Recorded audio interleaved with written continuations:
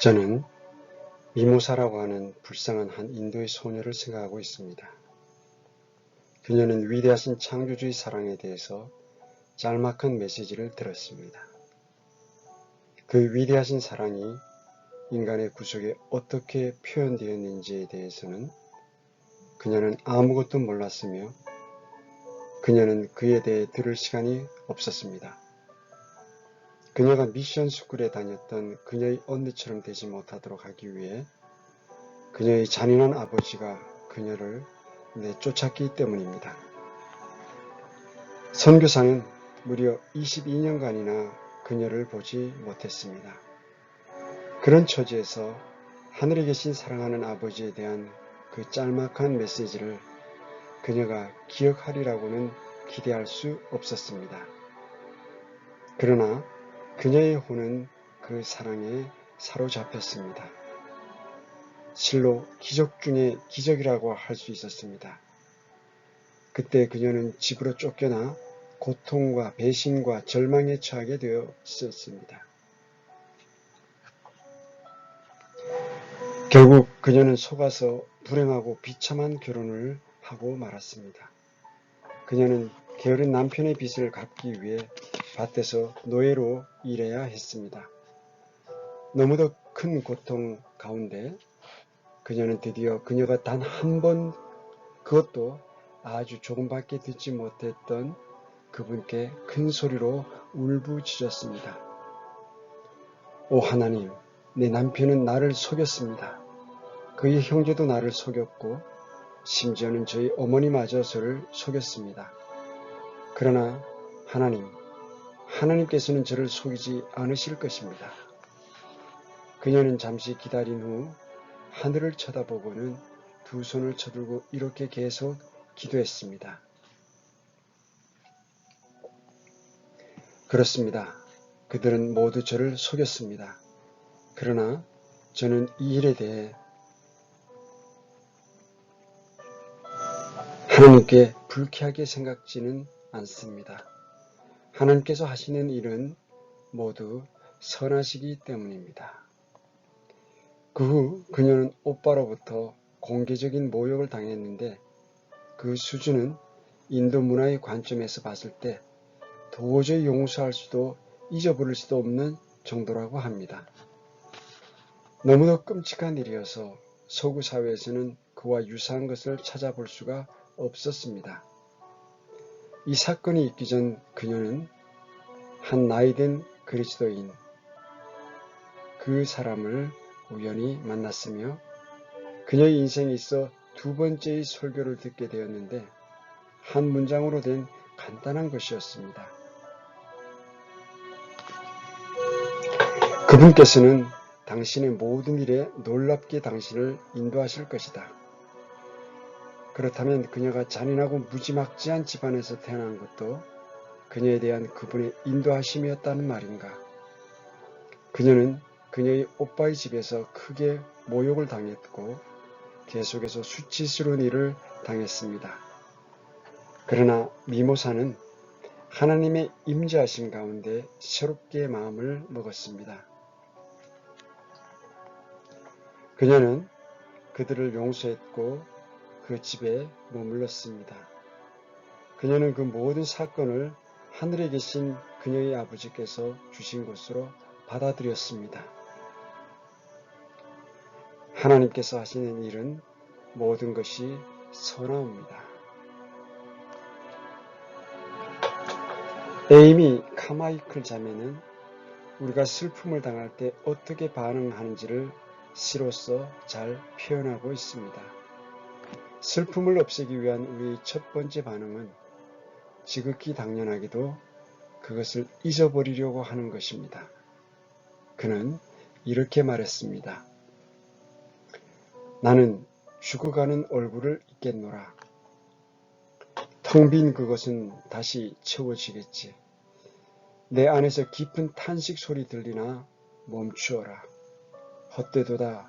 그 말은 헛되도다. 헛되도다. 잊어버린다고 화평이 오는 것이 아니니라. 이와 같이 첫 번째 조치가 실패로 돌아가고 나면 우리는 모든 수단을 강구해서 빈 마음을 채우려고 애를 씁니다. 그는 이렇게 말했습니다. 나는 행동하고 행동하리라. 어떻게든 애를 쓰면 내 영이 불붙겠지. 오 남자의 정열을 꺼버리는 눈물이여 멈추어라. 헛되도다. 그 말은 헛되도다. 헛되도다. 애쓴다고 화평이 오는 것이 아니니라. 혹은 이와는 반대로 뒤로 물러나 조용히 초연해합니다. 그는 이렇게 말했습니다. 나는 뒤로 물러나 조용히 있겠노라. 어찌하여 인생의 풍랑 속에 빠지리요. 문을 걸고 고통과 함께하리. 욕만 그대는 나를 속이는 자니 그대는 멈추어라. 헛되도다. 이 말은 헛되도다. 헛되도다. 헛되도다. 초연해 한다고 화평이 오는 것이 아니니라. 그 다음 단계는 나는 희생자이다. 나는 어쩔 수 없는 상황에 순복하리라 입니다. 종의 억지 복종인 셈입니다. 그는 이렇게 말했습니다. 나는 복종하겠다. 나는 패배하였으니까. 하나님께서 내 인생의 모든 부를 가져가셨다. 오 쓸데없는 불평일란 그만두라. 불평은 멈추어라. 헛되도다. 그 말은 헛되도다. 헛되고 헛되도다. 어쩔 수 없는 복종 속에도 화평은 없느니라. 드디어 복되도다. 드디어 육신이 추구하던 모든 오류가 실패로 끝나고 실로 복된 순간이 오게 됩니다. 자아는 죽고 우리는 이렇게 고백하게 됩니다. 나는 하나님의 뜻은 선하고 받아들일만 하며 온전한 것으로 받아들이겠다. 그것이 나에게 이익이 되든 손해가 되든 상관없이 말이다. 그는 이렇게 말했습니다. 나는 이 깊은 슬픔을 받아들이겠노라. 하나님께서 나중에 그의 아들인 나에게 그 이유를 설명해 주실 것이라. 이제야 그의 안에 있는 노고는 끝이 났다네. 그 말은 헛되지 않았네. 헛되지 않았네. 이는 기꺼이 받아들임 속에 화평이 있기 때문이라네. 다음 장에서 우리는 마귀에게 대항하기에 앞서 하나님께 먼저 철저히 항복하는 것이 필요하다는 사실을 살펴볼 것입니다. 많은 그리스도인들이 하나님께서 섭리적으로 허락하시는 고통과 질병을 대항하거나 벗어나려고 애를 쓰다가 신경증 환자가 되어버립니다. 그들은 자기들의 고통이 마귀의 역사라고 생각하고는 거기에 대항합니다. 이 불쌍한 혼들은 그와 같은 고통이 대부분의 경우 하나님께서 섭리적으로 보내신 것이며 따라서 이 사실을 받아들일 때에야 승리와 평강을 얻을 수 있다는 사실을 모르고 있습니다. 이런 상황들이 하나님께로부터 왔다면 하나님께로 가야 그 문제가 풀린다는 것은 분명한 사실입니다. 어떤 일이 분명히 마귀의 직접적인 역사요, 따라서 저항해야만 하는 것이 아니라면 하나님의 방법은 우리가 주님의 본을 따라 그 어려움을 받아들일 때 평강을 주시는 것입니다. 주님은 이렇게 말씀하셨습니다. 내 아버지께서 내게 주시는 잔을 내가 마시지 아니하겠느냐. 그 자매는 이렇게 말했습니다.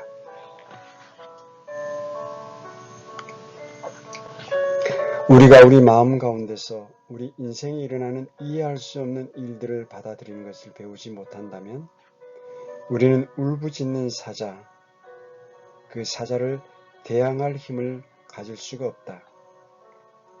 우리가 주님과 마찬가지로 당신의 뜻이 이루어지이다라는 고백을 할 때 어쩔 수 없는 상황에서 숙명론적으로 상황을 받아들이는 태도가 아니라 주님과 동력하는 적극적인 마음 자세로 하나님께서 뜻하시는 그것이 이루어지기를 적극적으로 원해야 합니다. 우리는 한때 아픈 사람을 위해 기도하면서 당신의 뜻이 이루어지다라는 표현을 결코 사용하지 않는 사람들을 접촉한 적이 있었습니다. 그들은 십자가에서 죄가 구속된 것과 동일한 의미에서 치유 역시 완전히 이룩되었다고 주장했습니다. 따라서 그들은 병든 자를 위해 기도할 때는 주의 뜻이 이루어지다라는 말을 끈질기게 거부했습니다. 그들에 따르면 아무도 멸망받지 않는 것이 하나님의 뜻인 것과 마찬가지로 모든 사람이 치유받는 것이 하나님의 뜻이라고 합니다. 그러나 이런 생각을 갖고 기도하면 신경과 사고가 긴장되고 결국은 치유는커녕 정신적인 병까지 얻게 되는 수가 있습니다. 아무것도 배운 바 없던 불쌍한 미모사는 고통으로부터의 해방은 단번에 오지 않지만 평강은 순간적으로 얻게 된다는 사실을 체험하였습니다. 그녀는 주님께서는 치유하실 수 있다는 사실을 알고 있었습니다. 그러나 화평은 그 고통을 받아들일 때 왔습니다. 그녀는 순수하게 이렇게 말했습니다. 그 무엇보다 평강이 더 중요하지 않은가. 우리는 욥이 마귀의 존재에 대해 잘 알고 있었더라면 마귀를 더 잘 물리칠 수 있었을 것이라고 생각합니다. 그의 아내가 절망 가운데서 하나님을 저주하고 죽으라 하자 욥은 이렇게 대답했습니다. 우리가 하나님의 손에서 좋은 것을 받을지인데 나쁜 것도 받지 아니하겠느냐. 무지한 성도들은 이렇게 말할 것입니다. 하나님께 주신 것을 사탄이 빼앗아 갔으니 나는 마귀를 대적해야 한다. 그러나 욥은 이렇게 말했습니다. 주신 분도 주시오 빼앗아 가신 분도 주시니 주의 이름을 송축하나이다. 욥은 모든 재산을 다 빼앗겼고 심지어는 심한 병까지 얻는 고초를 겪었으나 전혀 자아의 냄새를 풍기지 않았습니다. 그는 자신에 대해 이렇게 말했습니다. 내가 내 자신을 미워하나이다. 하나님의 선하신 손길에 완전히 자신을 내맡기는 것보다 더 마귀에게 큰 승리를 쟁취할 수 있는 길이 어디에 있단 말입니까? 사탄은 계속해서 욥을 공격했지만 그에게서 조그만 틈도 발견할 수 없었습니다. 욥은 하나님께 반역할 의사가 전혀 없었습니다. 결국 마귀는 욥을 어찌할 수 없었습니다. 허드슨 테일러는 이렇게 말했습니다. 우리는 욥이 아무런 잘못을 하지 않았다는 결론에 도달했다.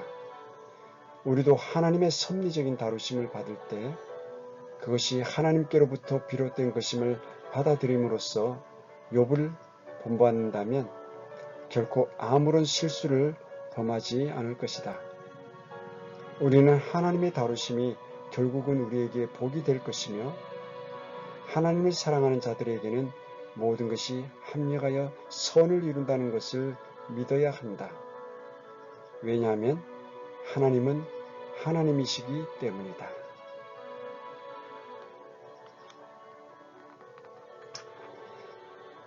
페이버의 찬송을 들어보십시오.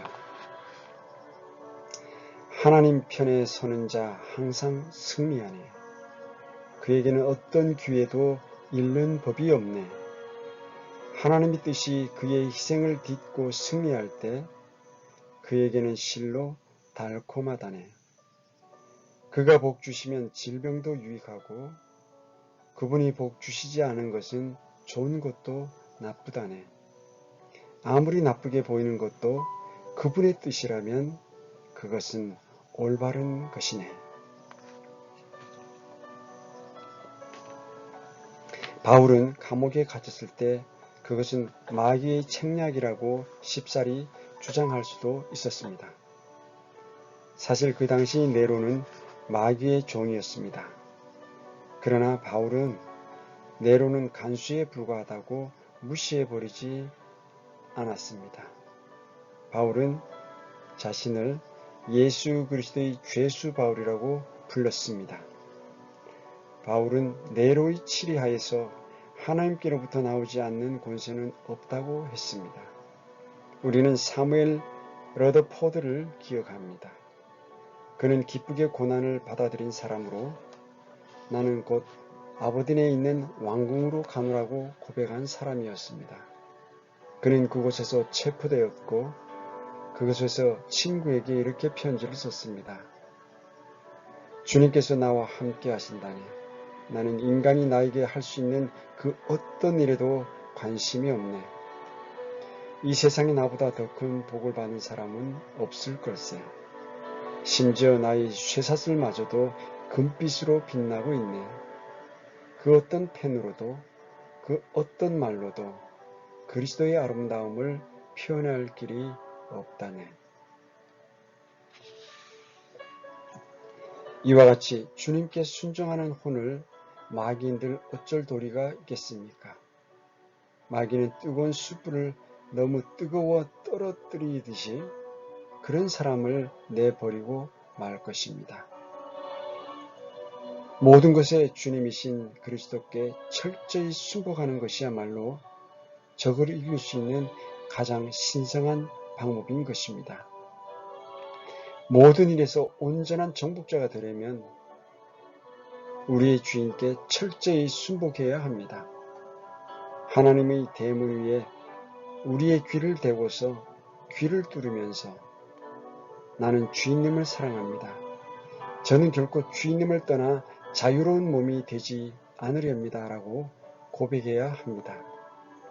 참된 헌신은 시험을 이겨낼 수 있는 것이어야 합니다. 중세 때 영적 전투에서 혁혁한 승리를 쟁취한 것으로 유명한 귀영 여사는 이렇게 고백하고 있습니다. 주님께 완전히 자신을 바치지 않는 자는 완전히 주님의 것이 될 수 없다.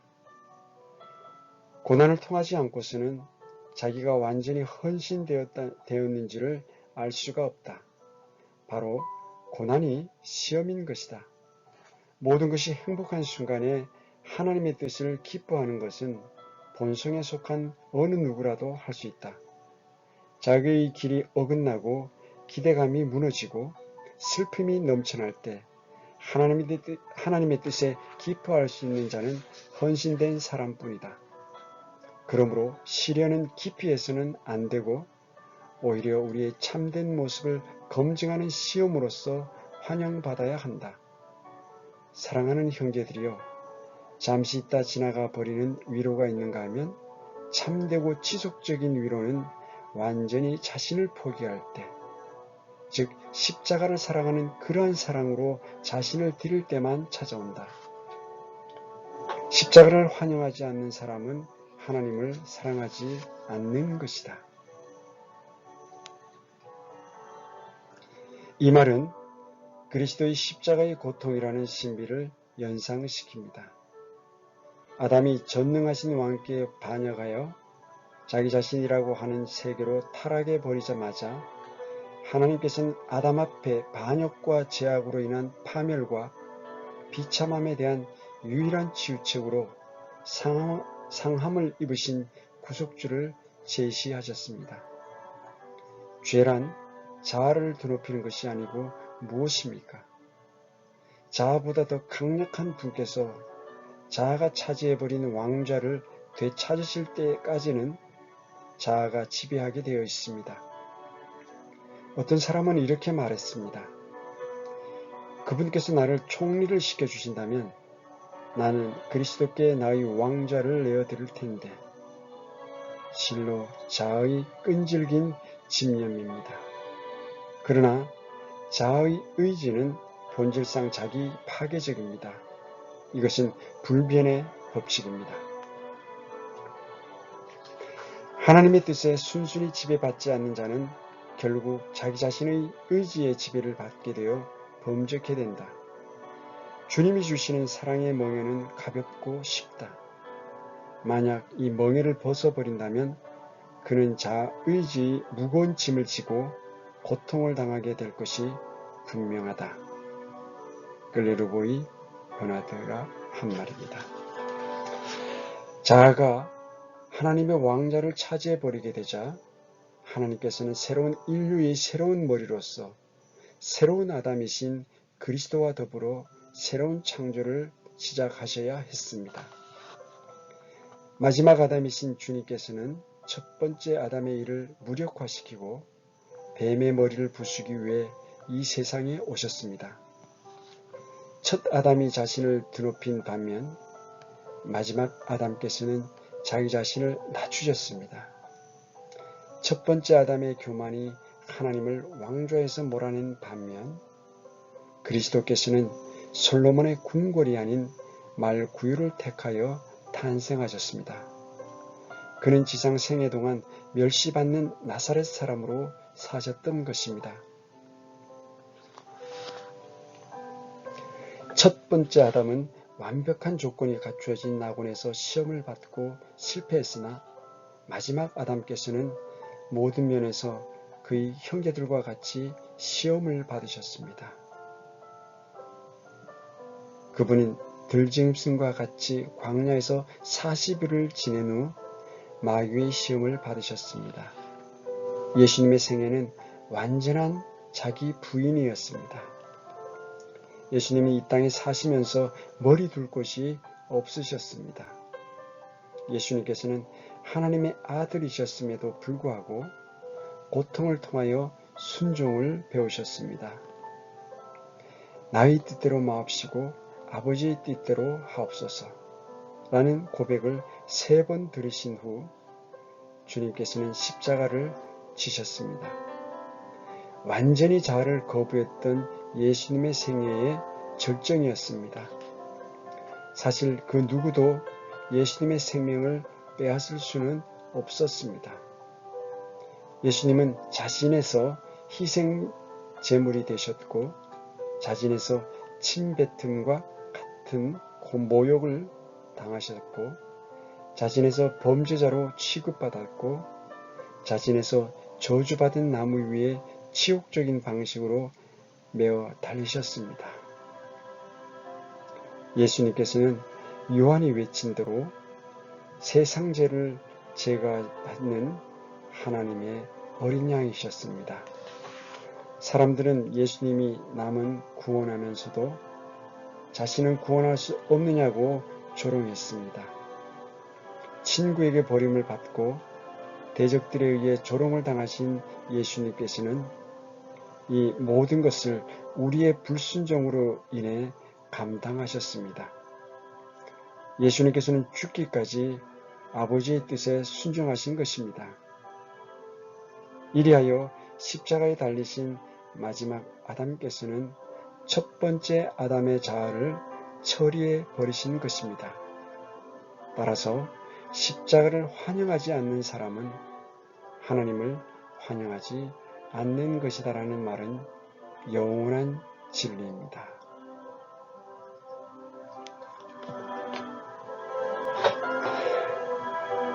예수님께서는 십자가를 지기를 원하셨고 비참함을 스스로 원하셨고 갈보리로 스스로 가시기를 원하셨고 영광을 제쳐놓으시고 나무에 달리기를 원하셨고 고난을 짊어지기를 원하셨고 당신과 나를 위해 죽기를 원하셨다네.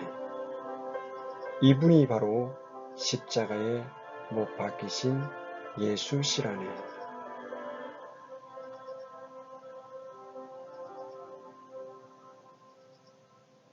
우리의 삶을 통해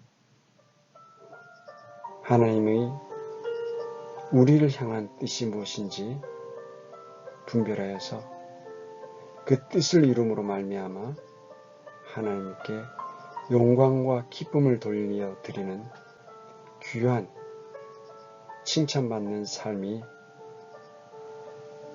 사랑하는 형제자매님들 그리고 구독자님들의 삶이 되시기를 간절히 기도합니다. 오늘도 귀한 시간 함께 해주셔서 감사합니다. 평안하십시오.